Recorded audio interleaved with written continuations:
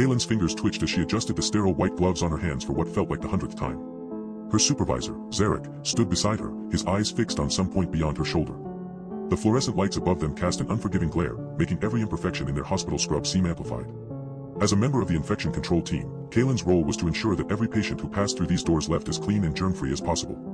Zarek was her senior partner, tasked with overseeing the team's daily routines and implementing new protocols when necessary. The hospital's policy on infection control was rigid. Gloves must be worn at all times in high-risk areas, hand sanitizer applied after every patient interaction, and all equipment thoroughly sterilized between uses. Kaylin had been working here for 3 years, but she still found herself double-checking her procedures, second-guessing her own competence. The door to the isolation ward swung open, admitting a nurse pushing a cart laden with supplies. "Kaylin, Zarek, we've got a code red in room 314, she said, her voice flat and detached.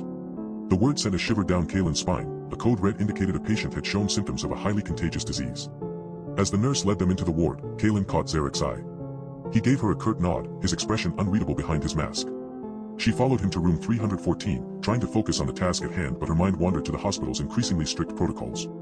Inside the room, they found Dr. Alara, their team lead, already suited up and preparing for the code red procedure. Kaylin noticed that the patient's chart was marked with a peculiar notation, possible contamination by unknown vector. The words seemed innocuous enough, but something about them unsettled her. Without warning, Zarek reached out and took Dr. Alara's hand, his gloved fingers interlocking with hers in a firm grasp. "Let's move," he said, his voice low and even. Kaylin felt a jolt of disquiet. This was not the usual procedure. The nurse outside would have taken care of the patient's vitals, but Zarek had stepped in, taking control.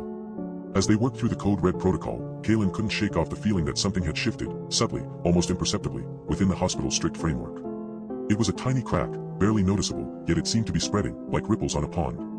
And at its center stood Zarek, his eyes fixed on some unknown point beyond Kaylin's shoulder, as if waiting for something, or someone, to emerge from the shadows.